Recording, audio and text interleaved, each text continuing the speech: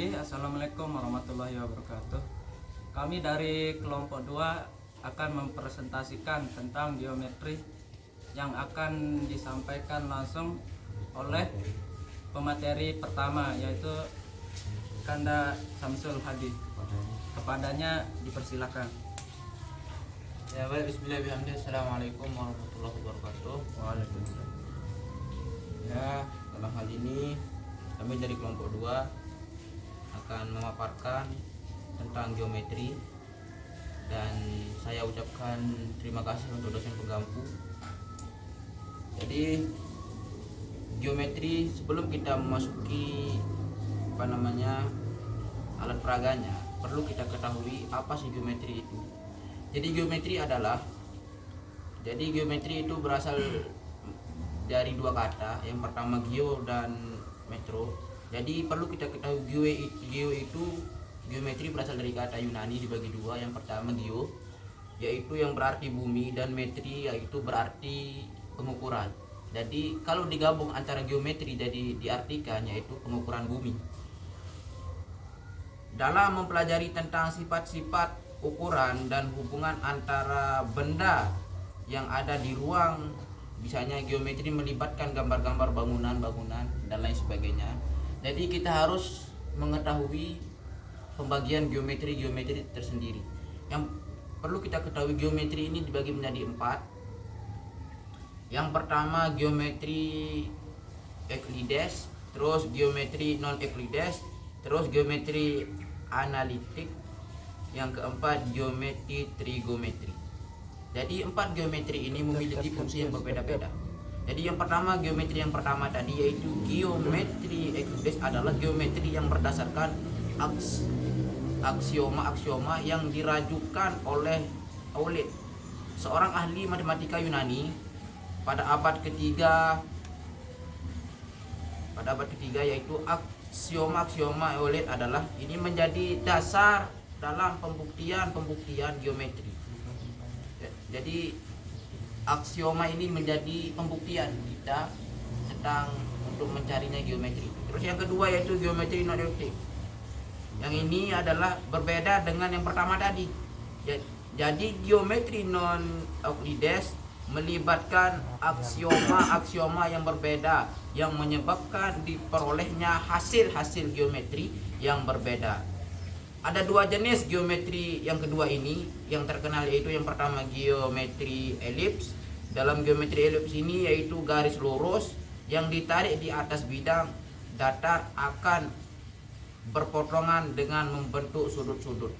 Yang kedua, jadi geometri elips ini adalah bekerja pada bidang datar dan geometri yang berbentuk seperti elips. Jadi pembagian geometri non Euclides ini adalah dibagi menjadi 2, yaitu yang pertama geometri elips, terus yang kedua geometri hiperbolik. Jadi geometri elips ini adalah berfungsi untuk benda-benda yang datar, berbeda dengan geometri analitik.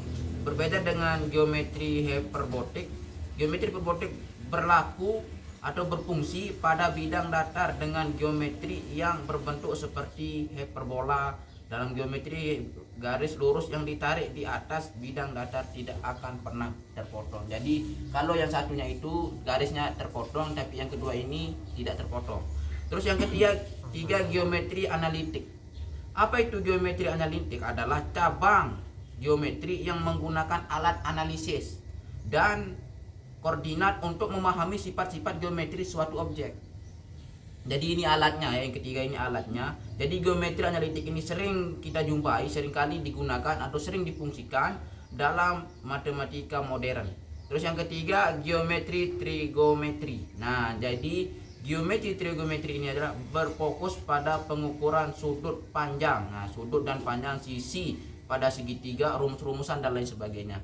Terus yang terakhir yaitu geometri paktal. Jadi geometri paktal ini adalah geometri yang berfokus pada objek-objek yang memiliki sifat-sifat yang sama pada skala yang berbeda. Jadi geometri paktal ini menarik karena menciptakan bentuk yang rumit dan indah, yang sering kali kita bisa jelaskan dengan geometri tradisional. Nah, yang lanjut kita ke kedua, yaitu pengertian sudut ya. Jadi sudut adalah daerah yang dibatasi oleh dua garis, misalnya garis A dan garis B. Nah, di antara garis A dan garis B ada daerah yang besarnya sudut itu. Nah, perlu kita ketahui, ini besarnya sudut yang semula. Luas sudutnya ini adalah sebesar 360 derajat. Nah, kalau dibelah lagi, dibelah tengah-tengahnya menjadi 180 derajat. Nah, kalau kita perhatikan, kita bagi lagi menjadi 4, tanpa kita sadari sudut ini akan bernilai 90 derajat ya teman-teman.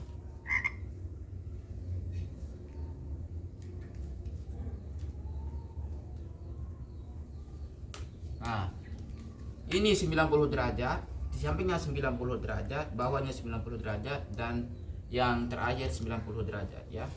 Jadi kalau kita satukan luas dan sudutnya ini adalah 360 derajat. Ya, itu ya. Itu yang kita ketahui. Jadi besar sudut itu adalah 360 derajat.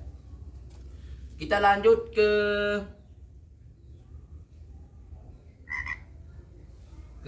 pengukuran waktu ya. Jadi pengukuran waktu dilakukan untuk mengukur beberapa lama suatu berlangsung, misalnya beberapa menit waktu yang dibutuhkan siswa untuk sampai ke sekolah, atau berapa lama waktu yang dibutuhkan untuk dikerjakan tugasnya ya. Jadi tatkala kita ingin mengukur waktu, kita harus menggunakan jam ya, jam. Ini model jamnya. Kita ketahui dulu ya, di dalam jam ini memiliki 12 angka ya, 12 angka, 1, 2, 3, 4, 5, 6, 7, 8, 9, 10, 1, 12. Nah, dalam satu hari itu memiliki 24 jam ya. Kita ketahui yang jarum panjang ini yaitu jarum apa namanya? Detik. Yang di dalam jam itu kan memiliki 3 jarum. Ada khusus untuk jarum detik, terus jarum menit, dan yang ketiga jarum jamnya. Nah, perlu kita ketahui juga, jadi jarum yang kecil ini akan berputar ya. 1 menit itu jarum yang kecil ini berputar selama 60 detik, yang itu dihasilkan dengan 1 menit. Jadi yang dinamakan 1 jam yaitu adalah jarum yang besar yang kedua ini. Jarum detik ini berputar 1 kali, yaitu maknanya 60 detik, itu yang dinamakan 1 jam. Ya, lanjut kita hitung per detik ya, per menit dan per detik. Jadi 1 menit itu adalah sama dengan 60 detik, 1 jam sama dengan 60 menit, atau kita detikkan dengan 3.600 detik. Terus untuk 1 hari ya, 1 hari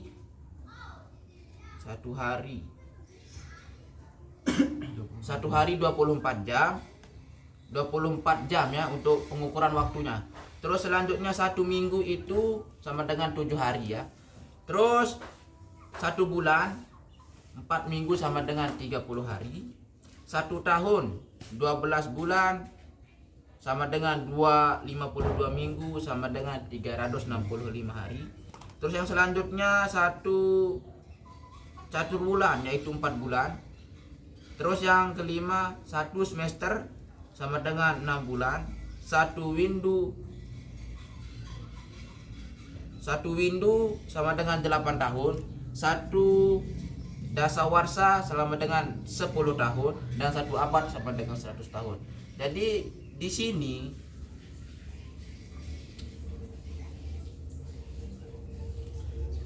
untuk pengukuran waktu itu kita harus mengetahui cara bergunanya suatu jam.